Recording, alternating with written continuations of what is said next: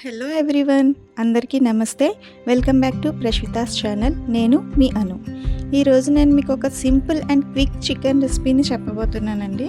దానికంటే ముందుగా ఎవరైనా నా ఛానల్ని ఫస్ట్ టైం చూస్తున్నట్లయితే ఈ వీడియోకి ఒక లైక్ చేయండి, సబ్స్క్రైబ్ చేసుకోండి, అలాగే బెల్ బటన్ని ప్రెస్ చేయండి. నా సక్సెస్లో మీరు కూడా ఉండాలని నేను కోరుకుంటున్నాను. ఓకే, నెక్స్ట్ ఈ రెసిపీ వచ్చి రైస్లోకి కానీ చికెన్లోకి కానీ చాలా బాగుంటుందండి. సో ప్రాసెస్ చూద్దాము. ఫస్ట్ ఆయిల్ హీట్ అయిన తర్వాత అందులో బిర్యానీ ఆకు, చెక్క, ఎండుమిర్చి, కరివేపాకు, అలాగే పచ్చిమిర్చి చీలికలు కూడా వేసి కాసేపు ఒక 30 సెకండ్స్ వరకు ఫ్రై చేయాలి.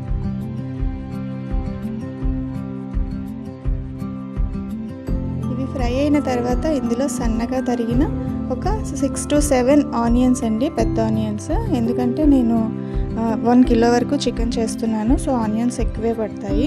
ఇందులో ఒక టేబుల్ స్పూన్ వరకు సాల్ట్, ఒక పావు చెంచా వరకు పసుపు వేసి బాగా కలిపి మూత పెట్టి హై ఫ్లేమ్లోనే ఒక 5 మినిట్స్ వరకు వేయించాలి. 5 మినిట్స్ తర్వాత బ్రౌన్ కలర్లోకి వస్తాయి కదా. ఇప్పుడు ఇందులోకి పెద్దవి టొమాటోలు ఒక 2 to 3 టొమాటోస్ కట్ చేసినవి, అలాగే 1 టేబుల్ స్పూన్ వరకు అల్లం వెల్లుల్లి పేస్ట్, 1 టేబుల్ స్పూన్ ధనియాల పొడి, టేబుల్ స్పూన్ మసాలా పొడి, అలాగే 3 టేబుల్ స్పూన్స్ కారం కూడా వేసి బాగా కలపాలి.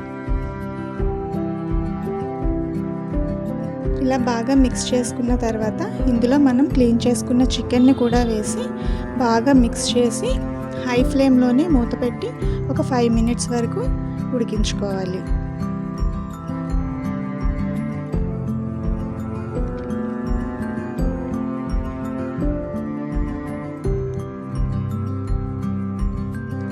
ఒక 5 మినిట్స్ తర్వాత మూత తీసి చూసారు కదా, వాటర్ అంతా ఎలా ఫామ్ అయిందో. మనం ఇందులో టొమాటోస్ యాడ్ చేసాం కదా, సో ఆ టొమాటోస్ అండ్ చికెన్లోంచి వాటర్ రిలీజ్ అయ్యి ఇలా వస్తుందన్నమాట.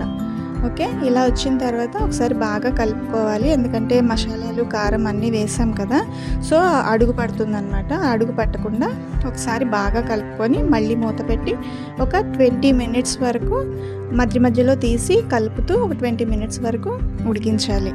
ఈ 20 మినిట్స్లోనే చికెన్ కూడా మనకి ఉడికిపోతుంది. ఓకే,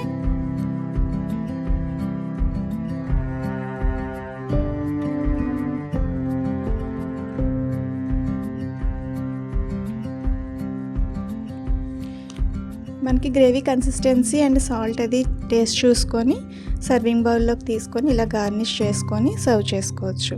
నేను ఇందాక చెప్పినట్టు ఇది రైస్లోకి కానీ చపాతీలోకి కానీ అల్టిమేట్ అనమాట. చాలా బాగుంటుంది. మీరు కూడా ఒకసారి ట్రై చేయండి. మీకు కుదిరిందా లేదా, ఎలా ఉంది అనేది నాకు కామెంట్ రూపంలో తెలియచేయండి.